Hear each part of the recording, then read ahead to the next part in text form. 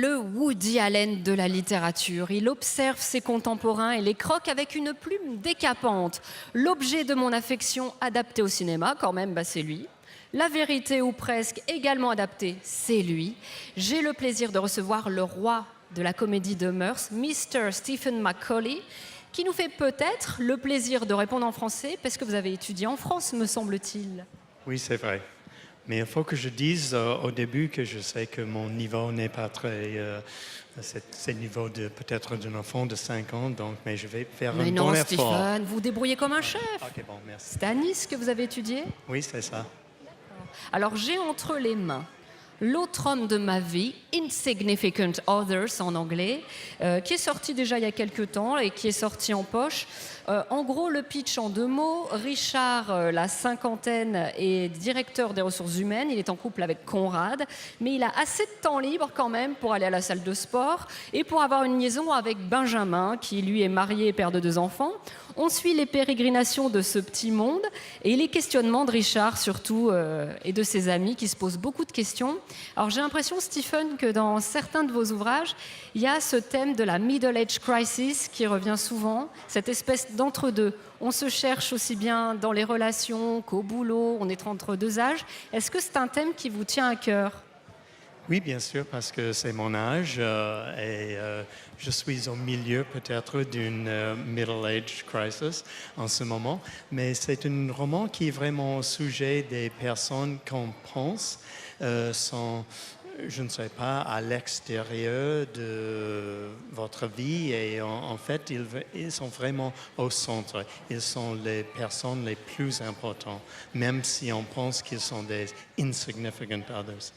Alors, il est beaucoup question d'amitié, mais aussi dans le couple d'infidélité et de duplicité parfois. Est-ce que c'est aussi un thème que vous aimez explorer ? Oui, bien sûr.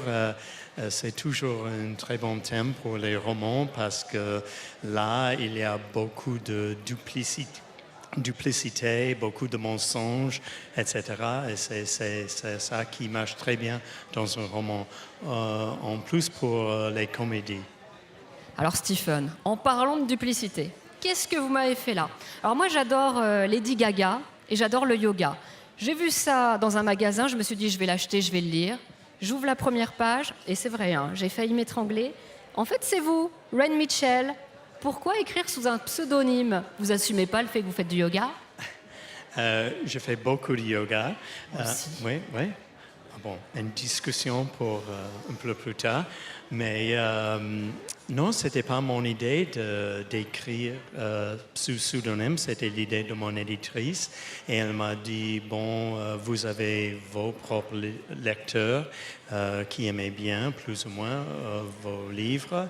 Et pourquoi pas essayer de créer quelque chose de nouveau avec des personnages un peu différents, un milieu complètement différent. Et pour moi, c'est une expérience absolument incroyable parce que j'étais un peu caché et pour moi, c'était une libération absolument énorme. J'ai écrit avec haute vitesse et beaucoup de confiance, etc. Alors moi j'ai cru que c'était une femme qui avait écrit, parce que notamment ça parle beaucoup d'un groupe de copines qui pratiquent le yoga, et j'ai cru que c'était une femme derrière ces pages. C'est un peu l'idée, était un peu Sex and the City avec le yoga. Et donc dans ce livre, on a l'impression que le yoga connaît beaucoup de succès. C'est un peu comme l'équivalent du Starbucks pour moi, d'après ce que j'ai lu, c'est-à-dire qu'il y a des chaînes de studios de yoga qui se développent.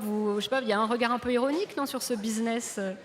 Oui, c'est un monde que je connais très bien et maintenant aux États-Unis, il y a des instructeurs qui sont vraiment des rock stars avec leur agent, le manager, etc. Et c'est une satire de yoga. En même temps, c'est peut-être un peu satire de la vie aux États-Unis en général, la société. En tout cas, vous êtes très observateur de notre société, de ce qui se passe actuellement. Vous parlez souvent de personnages homosexuels dans vos romans. Moi, j'avais envie de vous demander ce que vous pensez des derniers événements qu'il y a eu en France. Vous avez beaucoup de remous autour du mariage gay, beaucoup de manifestations contre. Quel regard vous portez là-dessus ? Est-ce que ça peut vous inspirer une histoire ? Mais aux États-Unis, no one could believe. Personne ne peut croire. les manifestations. C'était impossible d'imaginer parce qu'aux États-Unis, nous pensons que la France est complètement ouverte au point de vue de la société, etc. C'était vraiment un choc énorme. Merci beaucoup Stephen. Alors je vous conseille d'aller le voir sur son stand et de découvrir les 10 yogas en posture critique. Je vais faire quelques postures avec Stephen et puis je reviens après. Merci.